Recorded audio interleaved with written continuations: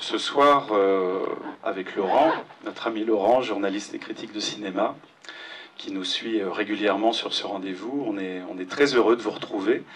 Vous allez voir, peut-être pour certains découvrir au cinéma, revoir pour d'autres peut-être l'un des films les plus importants du cinéma français des années 70. Ce film, c'est Monsieur Klein, qui est un film qui a été réalisé en 1975, qui est sorti sur les écrans en France en 1976. Et c'est un film qui a été mis en scène par un cinéaste américain, Joseph Losey. Alors quand je dis cinéaste américain, c'est peut-être le plus européen des cinéastes américains, puisque Joseph Losey a fui les États-Unis dans les années 50 pour se réfugier en Europe, puisqu'il était poursuivi pour ses relations avec le Parti communiste aux USA, et c'était très mal vu après la guerre. Donc Joseph Losey est venu en Europe, il a terminé toute sa carrière en Europe pour le cinéma. Et puis Monsieur Klein, c'est un film qui a été porté vraiment à bout de bras par une grande vedette du cinéma français de l'époque, qui était Alain Delon. Et Alain Delon, non seulement s'est octroyé le premier rôle du film, mais il a investi beaucoup dans ce film, puisqu'il a produit le film. Il a mis beaucoup d'argent dans ce projet, et il a eu sûrement raison d'y croire, parce que, enfin, je ne sais pas si tu seras d'accord avec moi, mais c'est sans doute, là c'est très personnel, mais c'est l'un de ses plus beaux rôles au cinéma. C'est l'un de ses derniers plus grands rôles au cinéma, et il n'a jamais été aussi bon, Alain Delon, que dans ce film de Joseph Losey, Monsieur Klein.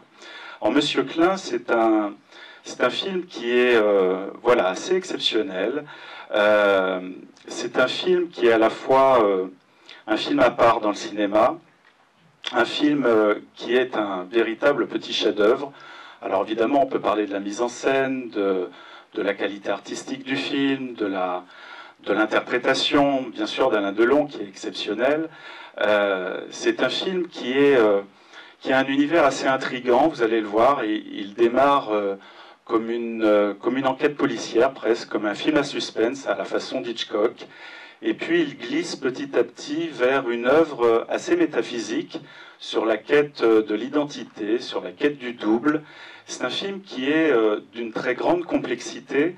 C'est ce qui fait que c'est un film à part. Et puis ce film a été important aussi dans les années 70. Ça a été un film marqueur dans les années 70 parce que après la guerre, on a fait très peu de films sur la collaboration en France, sur la France de Vichy.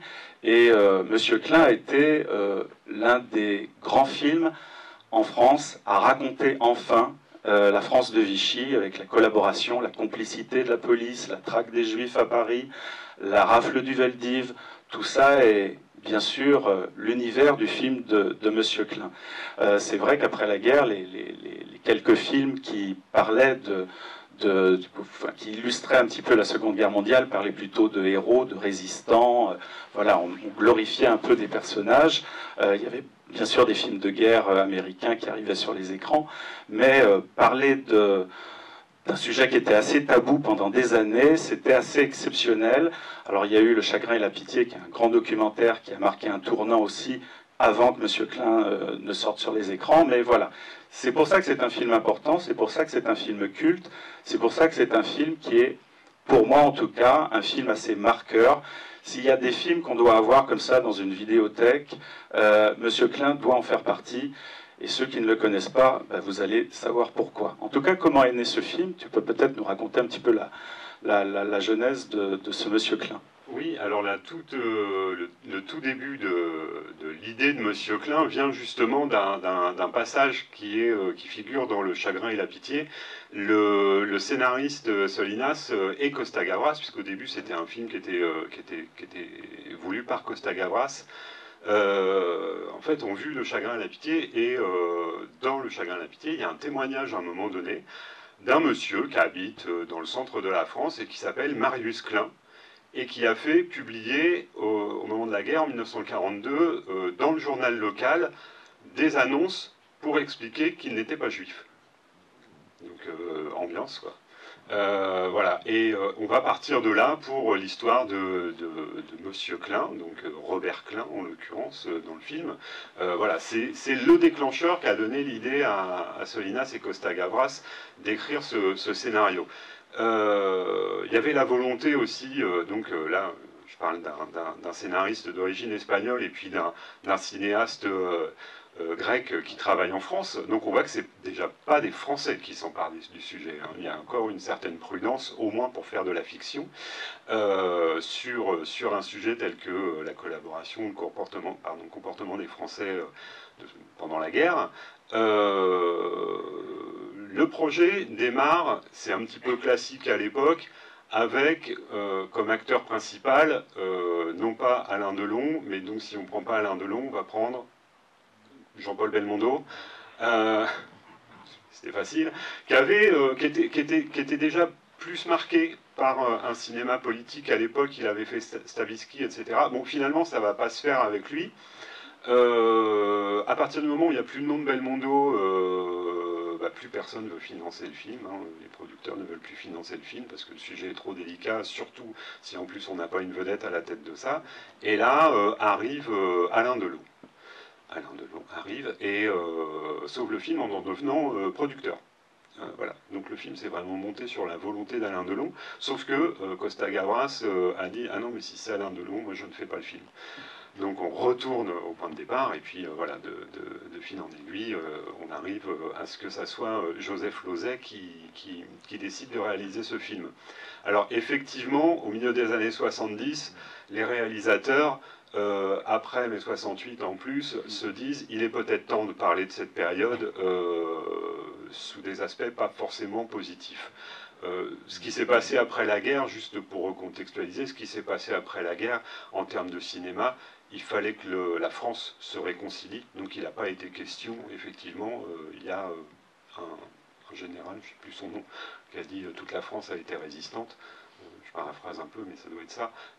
Et effectivement, l'effort était plus vers la réconciliation. Donc c'est pour ça que ça n'a pas été facile. Et puis après, il a fallu garder l'esprit un peu patriotique, parce qu'il y a eu la guerre d'Algérie, donc on ne va pas parler de la collaboration pendant la guerre d'Algérie. Après, il y a eu d'autres dissensions, etc.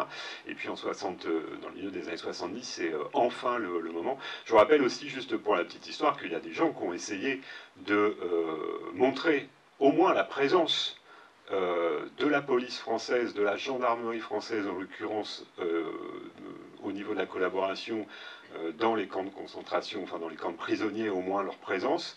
C'était dans Nuit et brouillard, où on a des images de gendarmes sur les miradors, et la censure a fait enlever ces images-là, qu'on a retrouvées seulement il y a quelques dizaines d'années, hein, dans les années 90. Les images de la présence des gendarmes sur les camps de prisonniers juifs a été, français, a été autorisée, enfin la réintégration a été autorisée il y a vraiment très très peu de temps. Donc on est toujours sur un sujet sensible. Hein. De toute façon, ouvrez une discussion Twitter et puis vous verrez à quel point c'est sensible. Donc le film se fait. C'est intéressant que ça soit effectivement Joseph Losey qui s'en empare, parce que, alors comme tu le disais, Joseph Losey, donc c'est un Américain. À chaque fois, moi personnellement, à chaque fois que je dois travailler, réfléchir sur un film de Joseph Losey, je le classe dans les cinéastes britanniques. Tellement ça paraît évident et qu'il ait une essence européenne. Voilà, mais en fait, non, c'est bien un cinéaste américain qui a commencé sa carrière sur la fiction en 1948 avec un film magnifique qui s'appelle Le garçon aux cheveux verts, et qui aborde déjà quasiment frontalement les ravages de la guerre, puisque c'est l'histoire d'un orphelin de guerre. C'est pas clairement dit dans le film, mais enfin voilà, c'est tellement fléché qu'on peut pas passer à côté, dont les cheveux un matin deviennent verts et qui se retrouvent exclus par l'ensemble de la communauté, à tel point qu'on va finir, ça va parler aussi, par lui raser la tête. Voilà, donc c'est un film qui est à la fois plein d'espoir et très très dur. C'est un petit peu ce qui caractérise une partie du cinéma de Losey. Et en fait, ce film-là, Le garçon aux cheveux verts, et la suite de sa carrière, va logiquement nous amener à un film comme Monsieur Klein. La filmographie de Losey, elle est toujours marquée par un secret. qui est caché, ou une désillusion, ou souvent les deux. C'est le cas avec un film comme Première désillusion, où on a un jeune garçon dans une famille très bourgeoise qui est ignoré par ses parents, et c'est le majordome qui l'éduque, et un jour il va découvrir peut-être la facette, une autre facette de ce majordome-là, et donc cet enfant qui a une dizaine d'années, qui va rentrer en préadolescence, va commencer à s'interroger sur la nature humaine. C'est très intéressant. Le film est magnifique, et puis la réflexion est intéressante. Après, ça va être The Servant, hein, parmi ses films les plus connus, au début de sa carrière en Europe, en Grande-Bretagne. Et puis juste avant, enfin je ne vais pas énumérer tous ces films, il y a un film très important dans la filmographie de Joseph Losey juste avant Monsieur Klein, c'est Le Messager en 1971, qui a obtenu la Palme d'Or. Et là pareil, c'est également, encore une fois, l'histoire de cet enfant qui va servir pendant l'été, il va prendre ça comme un jeu, il va servir de messager entre deux amants en emmenant les mots d'amour de l'un à l'autre. Il va faire le facteur comme ça, sans se douter de ce qu'il fait et des conséquences que ça peut avoir. Et donc on est en plein dans les thèmes, dans les axes thématiques mis en avant par Losey. Et tout ça pour vous dire, non pas pour vous dire, enfin si, c'est pour vous dire aussi, regardez les films de Losey, c'est très bien, mais tout ça pour vous dire que c'est une thématique, et ça, Costa-Gavras ne l'aurait pas traité de la même manière, mais qu'on va retrouver dans Monsieur Klein. Dans Monsieur Klein, vous allez voir un personnage au début qui a une vie qu'on va juger pas très recommandable, on fait bien, mais en fait, il faut aussi imaginer, il faut aussi, pour détestable ou difficile à aimer que soit le personnage, il faut aussi mesurer le chemin qu'il va parcourir, et donc justement cet éveil à une forme de conscience, ou au moins la sortie de la naïveté, et finalement quelque part la sortie de l'enfance, comme Losey l'a déjà, enfin d'une certaine enfance, d'une insouciance, comme Losey l'a traité dans les films dont j'ai parlé juste avant. Donc c'est un film qui vraiment reste dans cette thématique-là, et ça permet vraiment au métrage d'avancer, quoi. Alors c'est contrebalancé, cette attitude, cette posture morale, elle est contrebalancée par le jeu extrêmement minéral d'Alain Delon tout au long du métrage, juste pour la petite anecdote, et puis pour montrer que j'ai fait allemand première langue. Monsieur Klein, ça veut dire Klein, ça veut dire petit en allemand, hein. Donc alors Klein, c'est un nom qui est assez répandu, hein, mais on peut aussi garder cette idée-là. On a affaire à un petit homme au début, et puis on peut éventuellement voir si oui ou non il évolue. Alors il y a Alain Delon qui traverse le film, hein, vraiment, un peu de manière minérale dans son jeu, et puis un peu comme un fantôme, puisque c'est quelqu'un qui ne s'intéresse pas tellement aux autres, au moins au début. Et il y a en fait un jeu de miroir permanent dans le film. Alors, on a dit tout, hein, à propos de ce film. Effectivement, il y a un des points de départ aussi de la réflexion pour le scénario, c'est directement La mort aux trousses d'Hitchcock, avec l'histoire de la méprise, hein, sur un personnage, on se trompe de personne, etc., etc. Et puis évidemment, après, il y a tout le panel de références qu'on voit arriver derrière. Alors, énormément de références à la peinture, ça je vous laisse voir. Les tableaux sont extrêmement présents. Puis après, on peut imaginer que c'est un film kafkaïen, que c'est un film dostoïevskien par rapport au double. Un film Kierkegaardien, je ne le dis pas deux fois, par rapport au double aussi, mais il y a vraiment cette idée de miroir, d'autres, de répétition, et peut-être finalement de projection. Je pense qu'effectivement le film, l'œuvre dont il est peut-être le plus proche, si on se place du point de vue du personnage, c'est peut-être le double de Dostoïevski, avec cette espèce de chasse à l'autre qui est présent dans le court roman de Dostoïevski. C'est vraiment une œuvre très profonde, qui a connu une réhabilitation depuis quelques années, parce que ça a été un échec. Ouais, un bide, ouais, en fait, ça a carrément été un bide. Oui, il a été très mal accueilli au Festival de Cannes. Ouais. Le film n'a eu aucun prix, même pas celui de la mise en scène à Cannes, ça paraîtrait complètement improbable. Mais il a été rattrapé au César, hein. Parce qu'il a eu 3 Césars en 77. À la deuxième cérémonie des Césars, c'est-à-dire quand personne ne regardait, c'est-à-dire comme maintenant. Mais au moment où les Césars étaient vraiment en train de débuter, l'année d'avant ou l'année d'après, c'est aussi un film qui, non je crois que c'est l'année d'avant, un film qui traite de la guerre, mais qui a eu au contraire un grand succès, c'était Le Vieux Fusil. Donc vous voyez, on reste un petit peu, enfin tout ça pour dire, la thématique autour de la guerre est présente, sauf qu'on a deux visions différentes, deux façons différentes de traiter les choses. Le public en célèbre une et se méfie de l'autre. On peut, bon, j'ai pas travailler, étudier les raisons pour lesquelles le film a été un échec, sa réception auprès du public, mais voilà, le public l'a boudé. Pour un film d'Alain Delon, faire 700 000 entrées à l'époque, c'était impensable.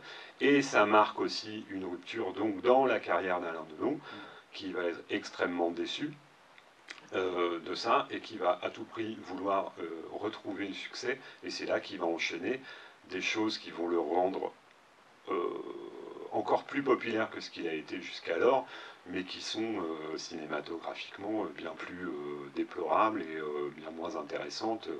Pour l'impôt d'un flic, ne réveillez pas un flic qui dort, les flics font l'Espagne, enfin bon, tous ces trucs-là, un peu violents, un peu fachos, etc. On peut réfléchir aussi, hein, enfin ça c'est après, c'est séparer l'homme de l'artiste, mais effectivement, qu'est-ce qui a pu pousser quelqu'un de plutôt très conservateur comme Alain Delon à vouloir produire ce film et s'y investir autant que ça.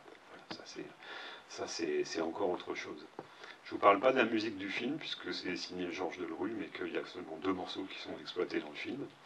On entend quelques chansons de cabaret qui sont relativement intéressantes. Hein. Si vous tendez l'oreille, vous verrez les chansons de 1942, ce que c'était. C'est Croquignol. Et puis il y a une... Comment ? Oui, oui, les décors d'Alexandre Troner, ça, Joseph Losey, il tenait beaucoup, puisqu'Alexandre Troner est un immense décorateur du cinéma français et européen, et qui a été complètement empêché de travailler sous son nom pendant la guerre, puisqu'il était juif, et que les cinéastes dans le sud de... Enfin, tout le monde était parti dans le sud de la France, du côté de Nice, les cinéastes l'ont fait... travailler. Il y a des dizaines de films qui ont été produits pendant l'occupation et Alexandre Troner a travaillé dessus sans jamais être cité puisqu'il fallait pas faire travailler les juifs et donc les copains du cinéma le cachaient. Donc là c'est aussi une forme de retour de bâton. C'était une époque où Troner était vraiment très présent et effectivement les décors sont extrêmement intéressants, enfin extrêmement beaux, extrêmement intéressants et ça aide à plonger dans le film. Ce qui aide à plonger dans le film aussi, et je vais terminer là-dessus, c'est la première scène du film qui va effectivement vous mettre dans l'ambiance. C'est impressionnant, enfin voilà, c'est impressionnant et juste pour vous dire un petit peu la façon dont Losey voulait que l'équipe comprenne le film, plutôt que de leur expliquer, il a commencé le tournage, le premier jour de tournage, par cette scène que vous allez voir, et sans dire ce qui allait se passer. Et je pense que l'équipe tout de suite a compris l'importance du projet de là, a compris l'importance du projet sur lequel elle allait agir. C'est une scène glaçante, vraiment, qui effectivement met dans l'ambiance. C'est une scène très marquante, hein, pour ceux qui connaissent le film, vous allez voir. Voilà, donc c'est vraiment le sentiment qui intéresse Losey. Sur la partie historique, je ne suis pas historien, je ne suis pas spécialiste de l'époque, mais on sait, vous allez voir, parce que j'imagine qu'il y a des gens parmi vous qui connaissent très bien l'époque, qu'il y a énormément d'anachronismes sur des dates, des époques, sur le fait que quand on a une scène dans la gare, il y a le logo de la SNCF qui apparaît sur les trains, alors que le logo de la SNCF, il a été créé seulement en 1972. Voilà, ça, une fois que c'est dit, c'est pas à ça qu'il faut s'attacher, c'est vraiment la volonté de mener un récit et une réflexion sur un sujet dont il était nécessaire de parler à l'époque, il était nécessaire d'enfin amener sur les écrans à l'époque, et qui est toujours aussi important. La preuve, c'est que le film a aujourd'hui beaucoup plus de succès qu'il n'en a eu à l'époque. Parce que c'est un film qui hésite souvent entre le réalisme et l'onirisme. On ne sait jamais si on est vraiment dans la réalité ou dans un rêve. C'est un film qui est très intéressant, qui joue comme ça avec avec les sensations qu'on peut avoir en avançant dans cette intrigue qui nous mène on ne sait où, mais en tout cas, et vous allez voir la scène finale aussi qui reprend la scène du début, le dialogue du début du film. Mais pour moi, c'est un des plus grands films en maîtrise cinématographique, en écriture. Vous allez voir, pour ceux qui vont vraiment le découvrir, je sais qu'il y a des jeunes qui sont là de Corneille dans la salle, qui viennent à chaque rendez-vous de cinéma de quartier. Pour vous, ça va être sans doute une découverte. On pourra en parler après, parce que ça va être intéressant d'avoir un petit peu votre ressenti.